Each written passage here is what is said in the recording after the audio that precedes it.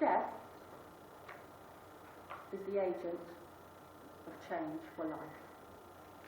And some people say that if there was no such thing as death, we wouldn't actually achieve anything at all. Mr. Toastmaster, fellow Toastmasters, and most welcome guests.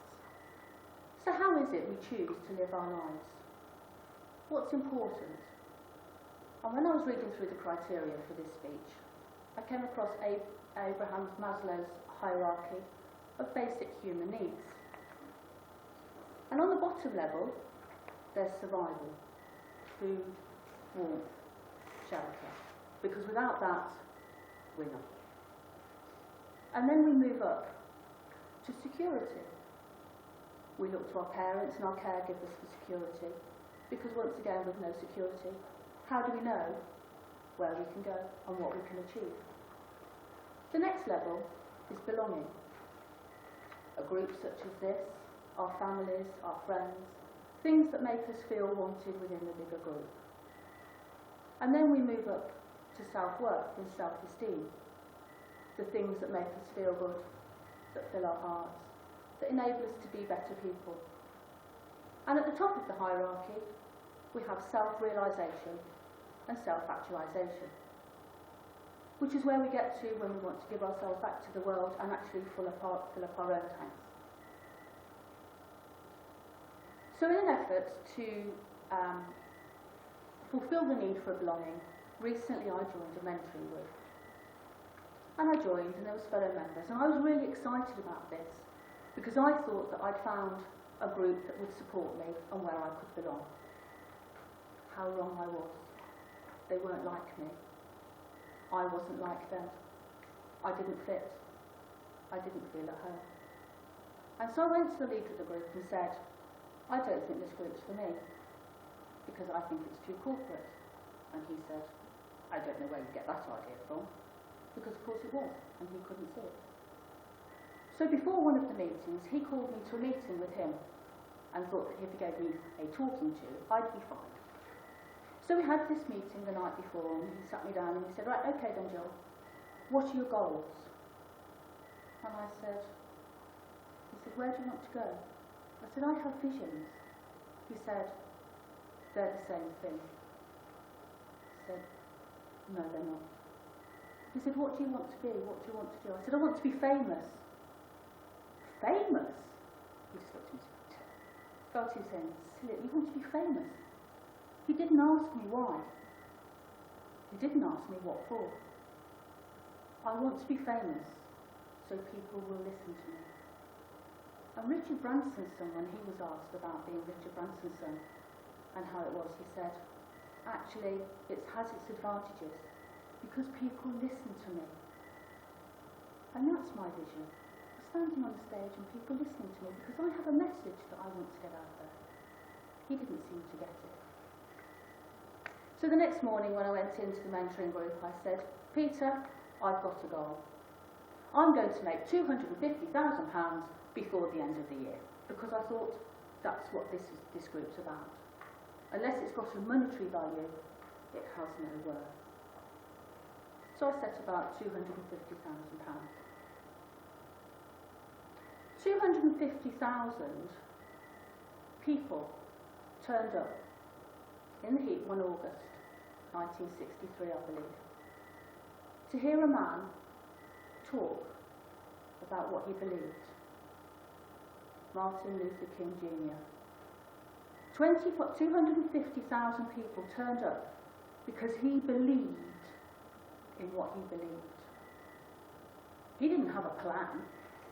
He had a dream.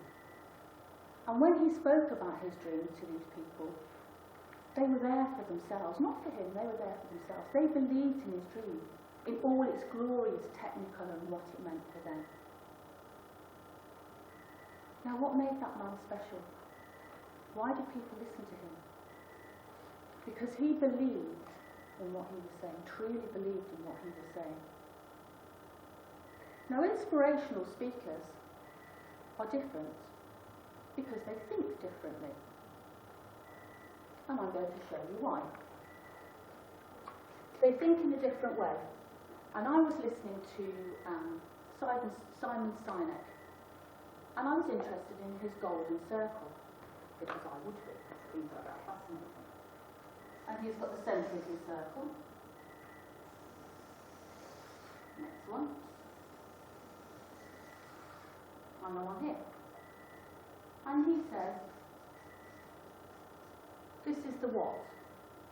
We all know what we do, don't we? We get up every morning, we know what we do. That's easy. This next one is how. How you go about it. But in the middle, it's why. Why do you do what you do? What drives you? And what makes it real? Now this relates to biology, because if you take a cross-section of your brain down this way, that's exactly how the brain works. This is the neocortex here. And this gives us our language and our logic. And that's what we use for language and logic, the words that we use. These two here relate to the limbic system. And that's where we get our feelings and our emotions from. Much the same as Martin Luther King inspired in his audience that day. He spoke not to their what. He didn't tell them about a plan.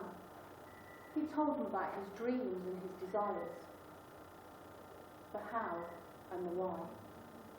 And the reason he didn't speak to them in a logical way was because he was coming from the why. He was coming from the feelings. That's why he inspired so many. He didn't give them a plan. He didn't tell them how it would work. He told them what he dreamt of and what he believed. And Apple, talking about American invention, Apple's marketing strategy is actually, we believe in everything we do. We happen to make good computers. Do you want to buy them? How different does that sound? Like, we make fantastic computers. We make them in wherever we make them. Would you like to buy them? Does that sound completely different? So in this mentoring group, I stuck it out for a couple of months. Still felt different, still felt as though I didn't belong. And we were played it was another TED Talk. Now I couldn't tell you what this TED Talk, the content was, specifically to remember it. Because audiences don't remember what you say. They remember how you make them feel. And that's what they take away. So we watched this TED Talk, and once again it was about Simon Sinek and his circle of change. But the message I took from that was, it's okay to be different. And it was like something had freed up my heart. It's okay to be different. You don't have to be like everybody else. You don't have to fit their mould. Because when you're trying to do that, whose life are you leading? Whose rules are you obeying? Who's governing your life? But when you come from your why you do what you do, that's more powerful. Sometimes you can't explain it, because sometimes there aren't the words there. And that's where we come out with it just feels right or it just feels wrong. It's a gut reaction, because we're not here. We're not in the what. We don't have words to describe it. But when we get into our why, that's where we come from. Living our own lives. So I decided it was okay to be different. And in that moment, my world opened up. And I thought, I can change the world. I can change the world. I can't go out there and I can't change it overnight. But I can drop a pebble into the water and I can watch the ripples move out. Change one life and change the lives around it and around it. And how powerful would that be? Just believing in my why. Why? Because I believe everybody has a right to be listened to. Everybody has a message. Everybody has something they're passionate about. And if somebody takes you seriously when you say you want to be famous, I believe you can be famous. And as I'm finishing up here, I want to mention some words from Steve Jobs, who spoke to Stanford University graduates in 2005, just when he got over his prostate cancer. And he stood there and he said, "Let me tell you this, live every day as if it's your last, because one day you'll be completely right."